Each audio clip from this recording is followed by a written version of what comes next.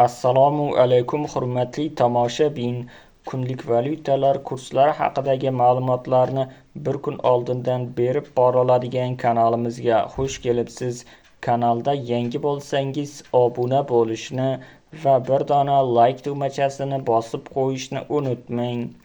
O'zbekiston Respublikasi Markaziy banki xorijiy valyutalarning o'zbek so'miga nisbatan 17 noyabr kuni amalda bo'ladigan qiymatini e'lon qildi.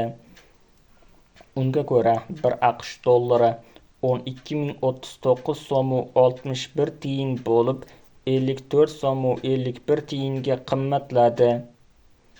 1 yevro kursi 13.992 so'm 43 tiyin bo'lib 69 so'm 34 tiyinga qimmatladi.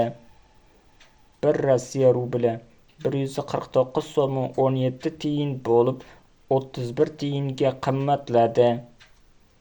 1 qozoq tengesi 23 so'm 5 tiyin bo'lib 14 tiyinga qimmatladi. Videomiz yoqqan bo'lsa like bosing, kanalimizga obuna bo'ling. Manba Markaziy bank.